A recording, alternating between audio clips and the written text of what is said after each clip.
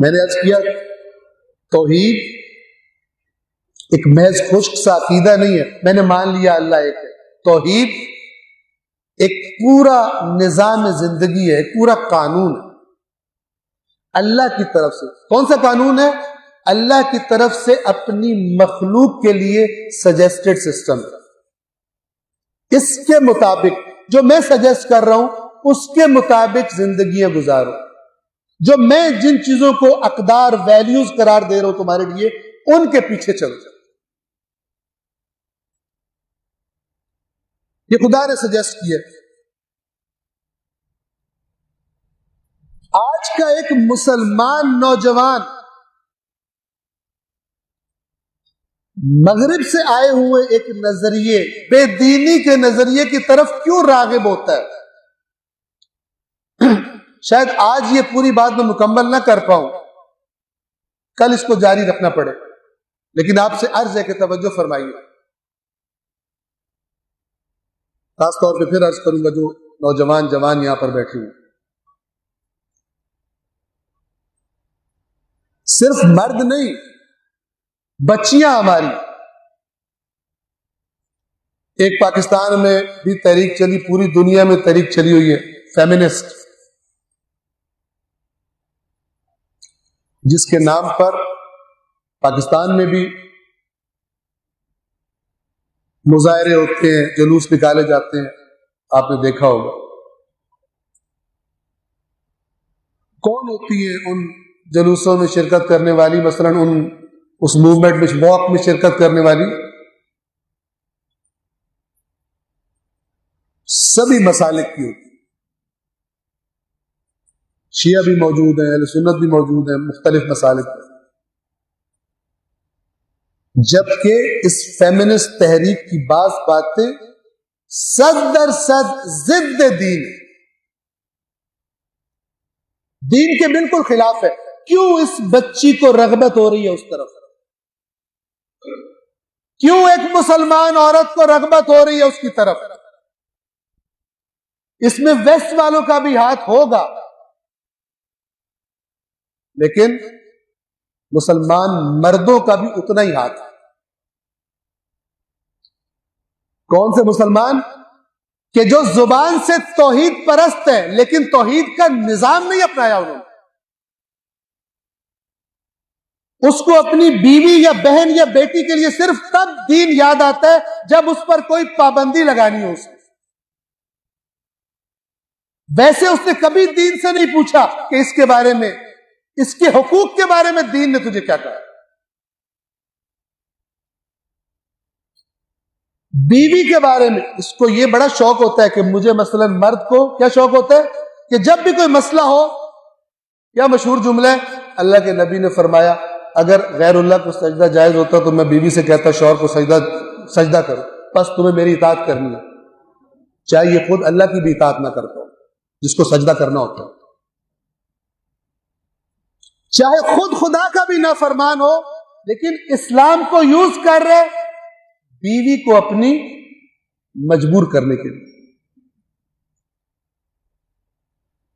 یہ اصل میں اس کے اندر اسلام سے نفرت پیدا کر رہا ہے یہ سو کالڈ مسلمان۔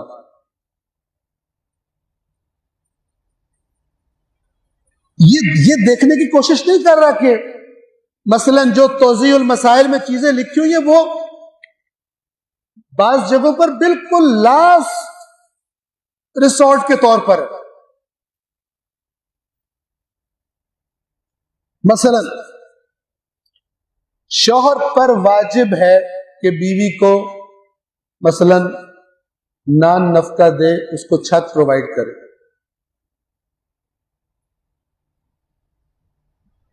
اب وہ یہ کرتا ہے، صرف توضیح المسائل پڑھی ہے، قرآن مجید نہیں پڑھا اس کو، تو وہ تھوڑا سا کام کر کے یعنی گویا کہ میری گردن نہ پھنسے، سمجھ رہے میری گردن نہیں پھنسے گی، میں نے یہ کر دیا۔ اس کے بعد مثلا شوہر اور بیوی جو مثلا زندگی کا سہارا ایک دوسرے کا،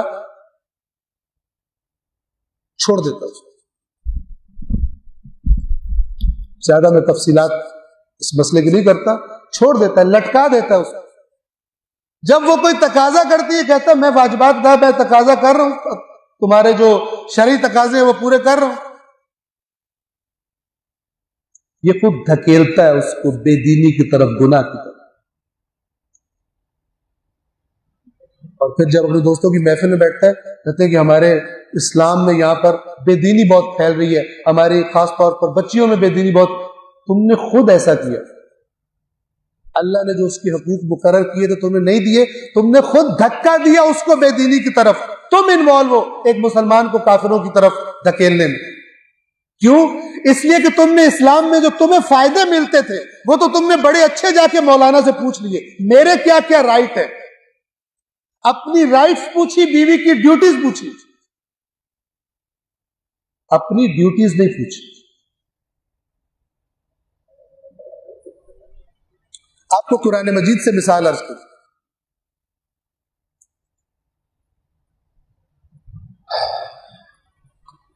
توضیح المسائل میں لکھا ہوا ہے شوہر کے پاس اختیار ہے بیوی کو طلاق دے. پھر لکھا ہوا ہے اس کو اختیار ہے کہ عدت کے دوران رجوع کر لے، یہ اس کا اختیار ہے. توضیح المسائل میں یہ نہیں لکھا ہوا اس کو مس یوز کرنے پر اللہ تیرے ساتھ کیا کرے گا. بغیر قرآن کے جو توضیح المسائل ہے بڑی خطرناک ہے. بغیر قرآن کے توضیح، بغیر قرآن کے کوئی بھی چیز دین کی بہت خطرناک ہے.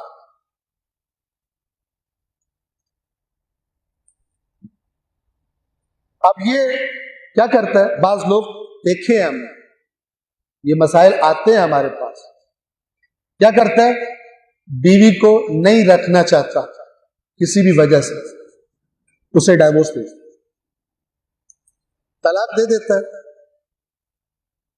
اور جب طلاق دے دیتا ہے تو پھر اس کے بعد وہ اس سے تقاضا کرتی ہے کہ آپ نے جو حق مہر میں مجھے لکھ کے دیا تھا وہ مجھے دو، بجائے دینے کے کہ جس کی وہ مالک ہے شرعاً. بجائے اس کو دینے کے کہتا ہے میں نے رجوع کر لیا. جب شوہر یہ کہہ دے، چاہے بیوی مثلاً اپنے گھر کیوں نہ بیٹھی ہو، اپنے ماں باپ کے گھر، وہ رجوع ہو جاتا ہے. اب وہ گویا کہ دوبارہ سے اس کی بیوی ہے.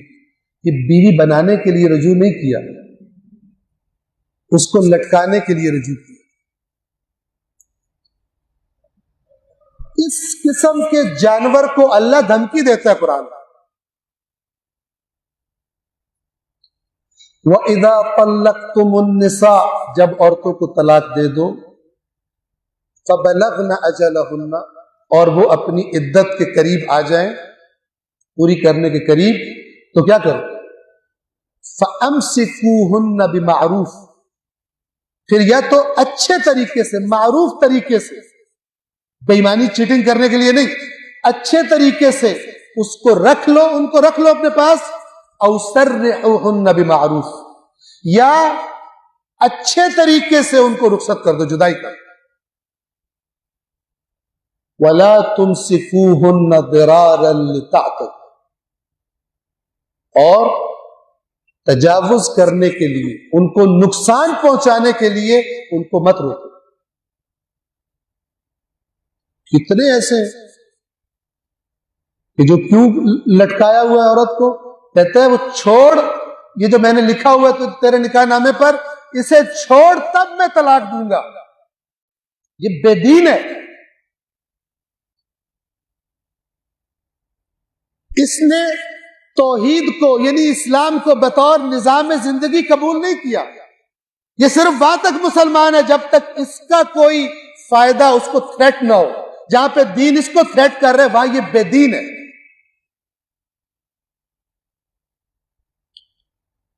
یہ ہوتا ہوا دکھائی دے رہا تھا امام حسین کہ کیا ہو جائے گا کل، کہ جتنا بھی گندا انسان امت کے سر پر اس کرسی پہ چڑھ کے بیٹھ گیا،